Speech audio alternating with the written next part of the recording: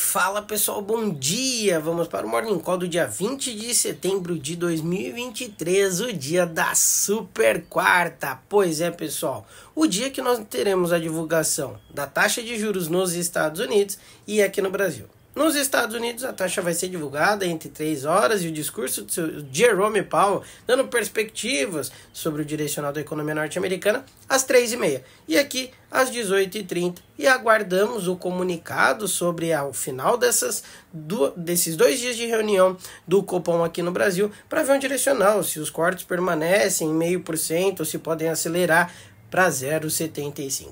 Mas ontem não foi um dia bom para a nossa Bolsa de Valores aqui no Brasil e nem lá nos Estados Unidos, onde o risco antes da decisão da taxa de juros prevalece totalmente focado na questão da inflação.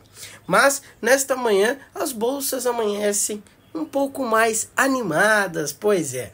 Bom, primeiros pontos ali que nós tivemos nesta madrugada.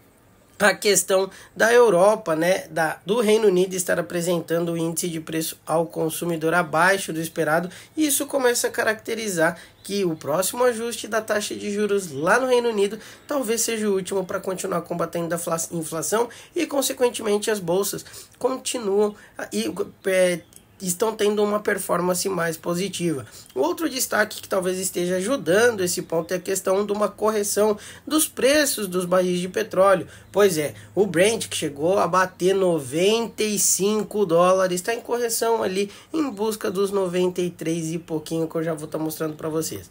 Mas um outro ponto que pode acabar mexendo com o Brasil. Ontem à noite a China acabou divulgando as suas taxas de empréstimos de curto, médio e longo prazo.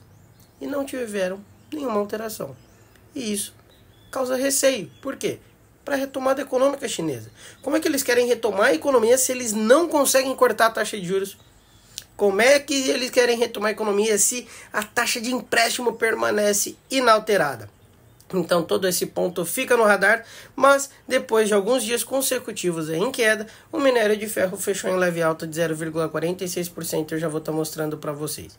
Então, um dia marcado aí por decisões de taxa de juros, acredito eu que até a divulgação da taxa de juros lá dos Estados Unidos, do Fed, às 3 horas da tarde, as bolsas não tendem a ter grandes volatilidades, grandes movimentações. E sim, no momento, tem uma volatilidade maior. Lembrando que o dado aqui no Brasil sai somente às 18h30, consequentemente repercutindo no pregão de amanhã do dia 21. Certo, pessoal? Então vamos ficar atentos a todas essas movimentações. Eu já vou estar mostrando para vocês agora como é que estão os mercados, como é que estão os indicadores e também como é que está o nosso calendário econômico. Então vamos lá dar uma olhadinha. Então tá aqui, turma, ó. A Ásia não repercutiu de forma positiva, mantendo inalteradas suas taxas de empréstimos de curto, médio e longo prazo. Mas o minério de ferro subiu 0,46%, conforme eu falei, e o Brent corrige a $93,70 o barril de petróleo e o WTI 89,84, caindo 0,71. Já a zona do euro, devido aos dados que eu mencionei, sobe um tom bem mais animador, turminha? Temos aqui embaixo o índice Eurostoxx 50 subindo 0,41%, e a Bolsa do Reino Unido subindo 0,73%. E temos o DX se desvalorizando, o dólar se desvalorizando perante os pares de moedas mais desenvolvidos, aí ele que cai agora levemente, indo a 0,14, certo, turma? Então vamos ficar de olho. Já os futuros norte-americanos, no momento da pré-abertura, aguardam o quê? Em alta, o futuro do S&P sobe 0,16, a Nasdaq 0,12, Dow Jones 0,21, vamos ver como é que continua. E os títulos de dívida acaba tendo uma desvalorização, por quê? Porque prevalece durante toda a semana esse painel que eu estou mostrando para vocês, a projeção dos Estados Unidos manter inalterada na reunião do dia de hoje em 99% a taxa de juros a 5,25% e 5,5%. Tá, pessoal? Então tá aqui, ontem a nossa bolsa teve o terceiro pregão consecutivo, desde a sexta-feira passada, fechando em queda de 0,37 a 117,850, com os juros futuros oscilando, com a questão principalmente ali dos gastos públicos aqui do Brasil. Nós tivemos a Vale, que chegou a segurar a maior parte do dia aí o nosso índice, Petrobras oscilando e as ações do mercado financeiro, do setor financeiro, acabaram pesando um pouco mais. Agora, turma, sobre aqui, ó. Tivemos IPC abaixo do esperado, era 6,9, 6,8, veio 6,2. O do Reino Unido anual, 7, era o projetado vídeo anterior de 6,8, veio 6,07%. E esses dados estão animando bastante a Europa, colocando um final, né, talvez ali na questão do aumento da taxa de juros.